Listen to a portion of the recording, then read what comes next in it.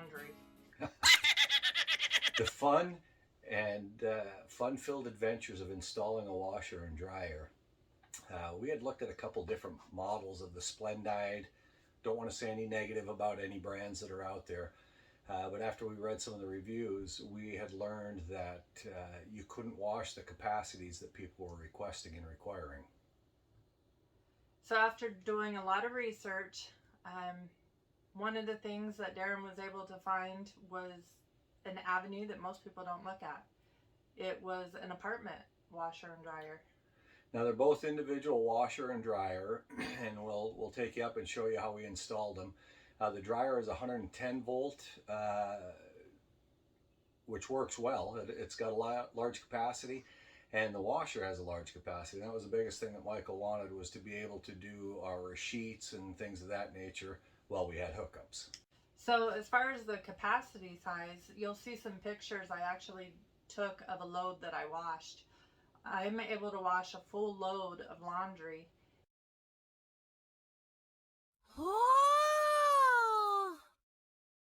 Which keeps the washing to a minimum. But one of the things that we've got figured out is we can actually run the washing machine off of our battery reserve bank if we are boondocking. We also, we've got solar on the roof, and that's going to be in another video that we'll go through and explain to you. One of the things that we were really concerned with was the installation. We had read and seen some pictures that while carrying in the units, it damaged the wall and the cabinets. We were able, with just the two of us, to easily carry these in. Well, let's go take a look at the washer and dryer. As you can see, everything is original. The door, the shelf, there were no modifications. The shelf is in the original location and everything fits great. So we found these, they're Panda brand, at Home Depot. One of the concerns we had was the lid being able to open with the shelf. This model has a bifold door for easy access.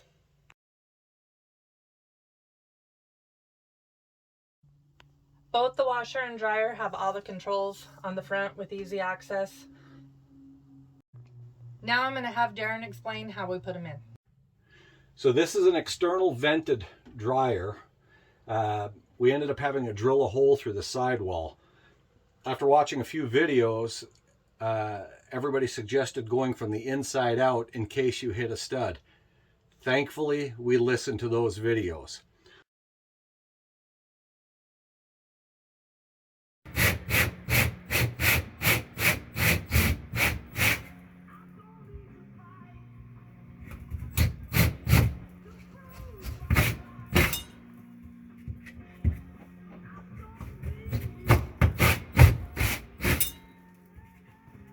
One concern you will have is your fiberglass cap wraps around the side of the front of the trailer.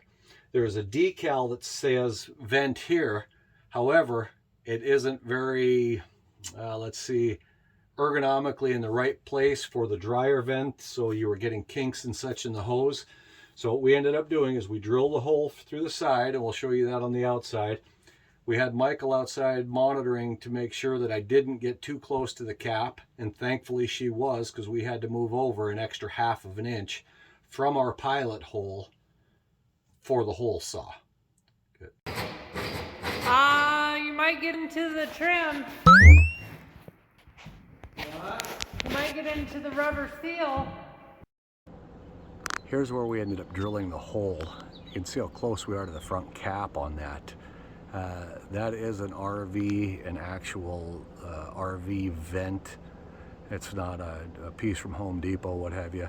We ended up putting it in. We siliconed all the way around it, slid it in, put the screws in, then we siliconed over the cover, and you can see the 2 bottom screws on it. Works fantastic.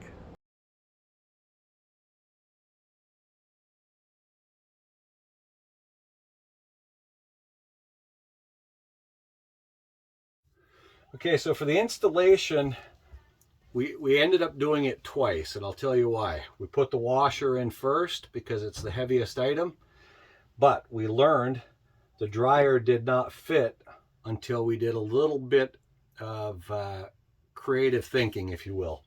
So what we had to do is take the washing machine back out. We just set it in the room.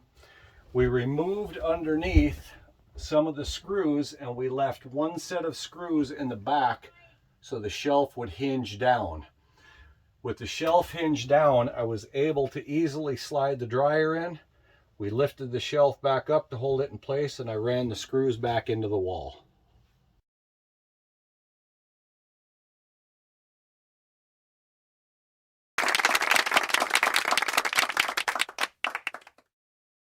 Once we had the external vent put in, we put the dryer, got the dryer back in. However, I couldn't reach my hand in to get the vent hose on the back.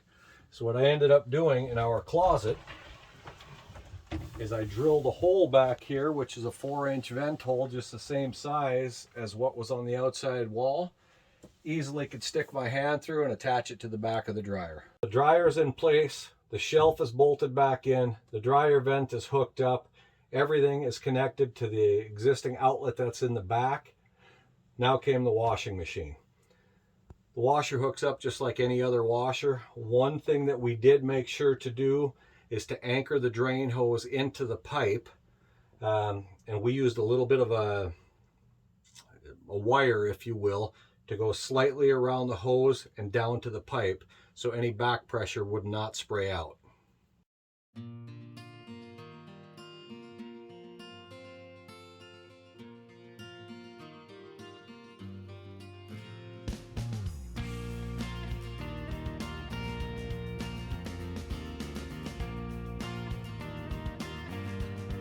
So the washing machine is held in with the existing strap that is mounted in the closet from Keystone.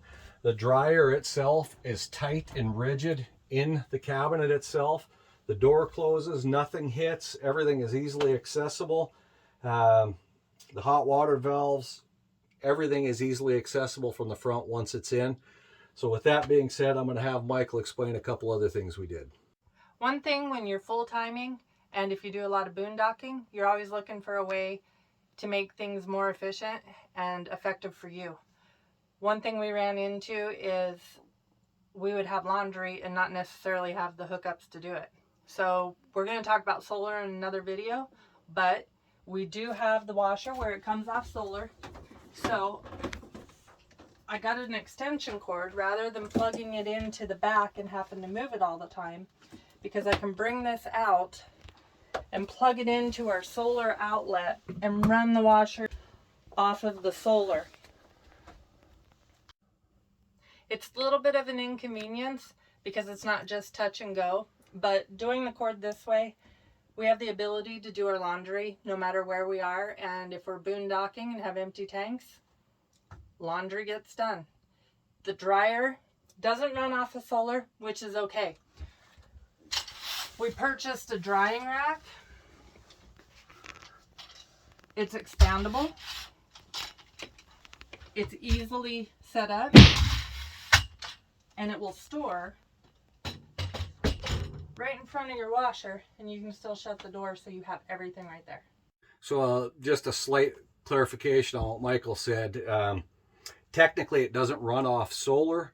However, it runs off the 2,000 watt inverter that came standard with this trailer, which is charged via our solar. So we look at the little sun stickers that are on the outlets as that's our solar outlets, if you will. A couple other things that I wanted to point out that I did was, you'll notice in the drain tube back here, there's some paper towel. Well, when your tank is full in the shower, it comes up in the shower. If your tank is full here, you're going to overflow. I'm always cautious of that because I'm worried about it. So I will check the tanks, but I have that in there to indicate if any moisture is coming up and getting wet to prevent it. Now, all of your laundry items, where do you keep those? You just filled up your closet. I got a little carrier. It's soft. It's actually a diaper bag, but it works great. I have my steamer in here, all the products I need for laundry. We have hooks. If we're in a location that we can hang a clothesline to dry, we do that. You take this, and it easily, for travel, goes right inside All the bottles are upright. They don't bounce around. All your laundry in one place. So the model of these, as we indicated, are Panda brand. We got them from Home Depot. We'll put a link in the description. The model of the washing machine is a PAN 50SWF-2. It's a 1.6 cubic foot, or I think it's 11 pounds. We paid $2.99 for it. The current cost is $318. And the dryer is a 1.5 cubic foot. I think it was like $200, $199, $215, somewhere right in there. So you're looking $500, $550 for both pieces. It's pretty quiet. We were a little concerned that it was going to be loud and we were going to have to find a way to quiet it down so we didn't hear it when it was running. But with this being clear back in the bedroom and us either outside or up front, pretty quiet machine. Well, we hope this video gives you a little insight on how we install the washer and dryer. We like to do things as cost effective and efficiently as we can. Of course, we could have bought the Splendites. We could have bought any washer and dryer we wanted. Reading some of the reviews and talking to other people in the field that have been doing this, the biggest complaint is the load size and doing laundry all day long. I think not only for the cost, but the practicality of doing your laundry and being done, this was the best way for us, and I hope it makes it easier for you. Again, one of the things you want to be attentive to is drilling the hole for the vent. That's a very important part, so you don't get into the fiberglass cap. Start drilling from the inside of the closet out, and you will hear immediately if you touch a stud. So you don't drill through the studs, you don't damage any of the sidewall structure, you don't have any problems. Have somebody on the outside monitoring where the pilot hole comes through the fiberglass. Like I said, we had to end up moving over, I think it was a ½ inch. But thankfully Michael was on the outside and said, hold that. And so we were able to make the adjustment and drill the hole with 0 problems. Like Michael said, we do everything as efficient as we can and try to simplify life. Anyway, we hope this video helps you guys, and please like and subscribe, and we will try to keep posting videos of our adventures.